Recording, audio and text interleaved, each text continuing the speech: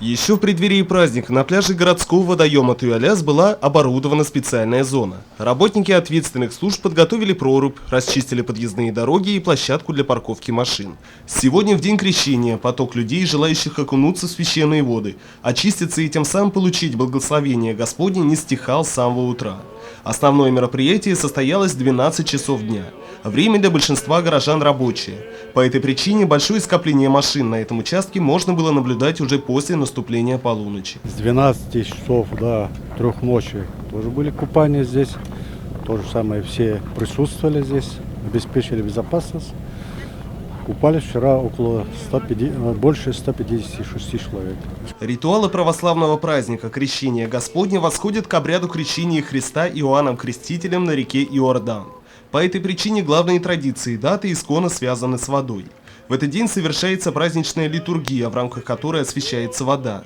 Организуются крещенские купания, несущие духовное очищение всем отважившимся. Температура воздуха сегодня установилась на отметке минус 17 градусов. Температура воды немного выше нуля. Потому чтобы приобщиться к священной традиции крещенских купаний, необходимо быть сильным не только духовно, но и физически. С медицинской точки зрения, благотворный эффект на организм человека при взаимодействии с холодной водой обусловлен тем, что человек переживает кратковременный шок, в результате чего организм мобилизируется и иммунная система начинает работать в усиленном режиме. Практиковать такие процедуры работники медицинской сферы рекомендуют с большой осторожностью. Однако сегодня для собравшихся возле проруби решающее значение имело духовное врачевание. Через какое-то время хочется нырнуть еще раз. Как самочувствие ваше? Исключительно. Я как будто только что народился. Вот 10 лет сегодня, как мы соблюдаем эту традицию. Просто вот когда морозное, лучше. Даже лучше? Да, вот жарко. Все как-то вот это прячутся там, это самое, а вообще не холодно, вот наоборот жарко. Вода, согласно всем духовным и научным представлениям, является фундаментальным компонентом. От ее круговорота в природе зависит существование всей жизни на нашей планете. Потому в христианстве ритуал освящения воды имеет сакральный смысл единения духовной силы с явлениями окружающей среды.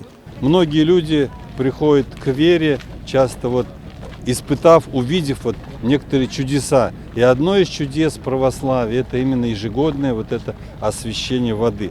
Я желаю, чтобы все люди, имея эту воду, освящали бы свои дома.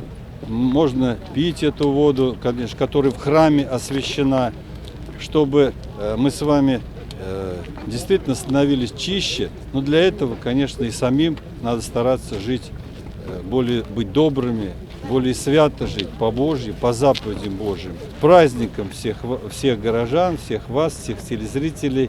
Доброго здоровья всем и помощи Божией. Ринат Музафаров, Радмир Сингулов, Любовь Карпова, телекомпания СТВ.